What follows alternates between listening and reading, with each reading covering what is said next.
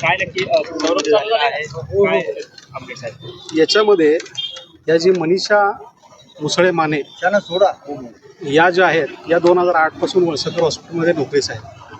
ते सध्या एओ म्हणून काम करतात आणि त्यांच्यावर असा आरोप केला गेला की 17/4 तिने एक मेल पाठवला वळसंकर साहेबांना की तुमच्या हॉस्पिटलमध्ये मला पगार कपात होतोय, माझ्याबद्दल काही वाईट सांगितलं जातं आहे, माझी बदनामी होती आहे वगैरे वगैरे असे काहीतरी तिच्यावर आरोप होत आहेत आणि ते कमी व्हावेत, नाहीतर मी आत्महत्या करेन अशी काहीतरी तिनं मेल पाठवला 17 तारखेला.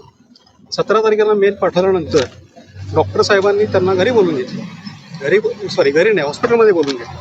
हॉस्पिटलमध्ये बोलून घेतल्यानंतर या आरोपीने त्यांची माफी मागितली, लिखित माफी मागितली. माफी मागितल्यानंतर पुन्हा त्याने संध्याकाळी जाऊन रिव्हॉल्वरमधून गोळ्या झाडून आत्महत्या केली, अशी यांची FIR आहे. आज मनीषा मुसळे जे आहे त्यांना अरेस्ट करून पोलिसांनी न्यायालयासमोर हजर केले आणि हजर केल्यानंतर त्यांनी 8 ग्राउंड सांगितले पोलीस कस्टडीसाठी की बाबा या प्रकरणात डॉक्टर साहेब आहेत, ते प्रख्यात डॉक्टर होते आणि तपास करायचा आहे. ती चिठ्ठी जी आहे ती चिठ्ठी जप्त झालेली आहे, त्याच्या अनुषंगाने तपास करायचा आहे आणि त्यांचा हस्ताक्षर नमुने घेऊन ते तपासाला पाठवायचे आहेत. मूळ प्रत जी हॉस्पिटलमध्ये फाडली, मेलची जी मूळ प्रत होती ते ज्यावेळेस तिला बोलवून घेतलं हॉस्पिटलमध्ये त्यावेळेस तिनं माफीनामा लिहून ती मूळ प्रत फाडली होती. मग ती मूळ प्रत जप्त करायची आहे आणि पुन्हा कशा प्रकारे त्रास दिला याच्याबद्दल तपास करायचा आहे. याकरता 3 दिवसाची पोलीस कोठडी मागितली होती.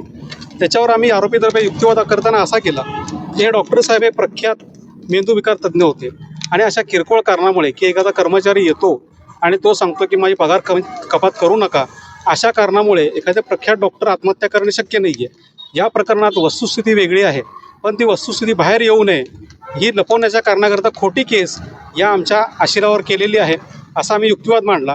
आणि त्याच्यानंतर या प्रकरणात जी काही पोलीस रिमांडची कारणं दिलेली आहेत त्याच्यामध्ये एकही कारण त्यांच्या कस्टडीसाठी गरजेचं असं दिसून येत नाही आहे. कारण त्यांच्या म्हणण्याप्रमाणे चिठ्ठी जी आहे मेलवर पाठवलेली आहे ती मिळालेली आहे, ती चिठ्ठी टाईप्ड आहे, त्यामुळे हस्ताक्षराचा विषय येत नाही आहे. आणि जी चिठ्ठी फाडली ती त्यांच्या दवाखान्यात फाडली, त्यामुळे एकही कारण नाही आहे की त्यांची कस्टडीची आवश्यकता आहे. परंतु या सगळ्या गोष्टीचा युक्तिवाद ऐकून न्यायालयाने सरकार पक्षाचा युक्तिवाद ऐकला, पोलिसांचा युक्तिवाद ऐकला. पोलिसांचं असं म्हणणं होतं की प्रकरण फार सेन्सिटिव्ह आहे आणि आम्हाला आज मिरवणूक असल्यामुळे तपास करता येणार नाही, त्यामुळे आम्हाला पोलीस कस्टडी द्यावी. या सगळ्या युक्तिवाद झाल्यानंतर न्यायालयाने त्याला 3 दिवसाची पोलीस कस्टडी सुनावलेली आहे.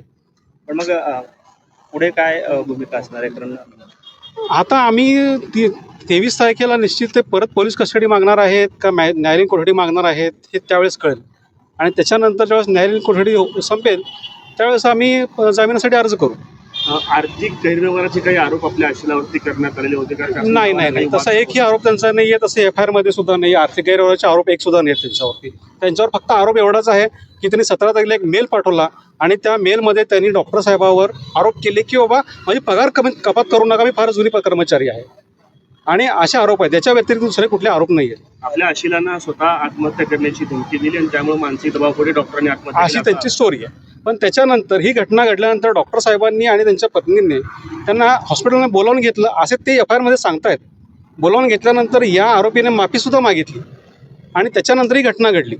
त्याच्यामुळे जर ती माफी मागितली असेल आणि ज्या अर्थी तिला बोलावून घेतलं त्या अर्थी त्या कर्मचाऱ्यावर विश्वास असेल म्हणूनच बोलावून घेतलं असेल, अदरवाईज तिला बोलायचं काय कारण होतं?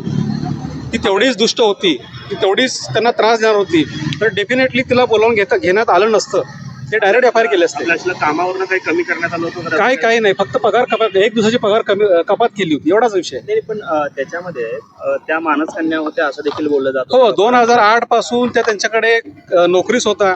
त्यांनी भरपूर म्हणजे चांगल्या पदावर त्यांना नेमलं होतं. त्याच्यामुळे जुने कर्मचारी असल्यामुळे त्यांना मानत असतील कदाचित. पण मग त्यांना कामावर त्यांचा जो पगार आहे तो कोणी कट केलेला होता? म्हणजे प्रशासन म्हणून? नाही, कल्पना आहे त्याची. काय म्हणता? प्रशासन म्हणून कोणी पगार कट केला? ते माफी कशासाठी? मग तो आरोप केला, एवढे जुनी सहकारी आहात तुम्ही. काय आरोप केला? हा आरोप की माझा एक दुसरा पगार कपात काय करताय तुम्ही, बाकी इतर कर्मचाऱ्यांचा काय ऐकताय. तो माफी मागायचं काय? तो मेलमध्ये पत्र पाठवलं ना, मग त्यामुळे डॉक्टर साहेब व्यथित झाले की ही अशी कशी पाठवली, आणि त्याच्यामुळं ते माफी मागितली. साधारण किती परत पगार कपात झालेला आहे काय? एक दिवसाचा पगार असं सांगतायत, ठीक, आकडा नाही आले. आकडा नाही आला.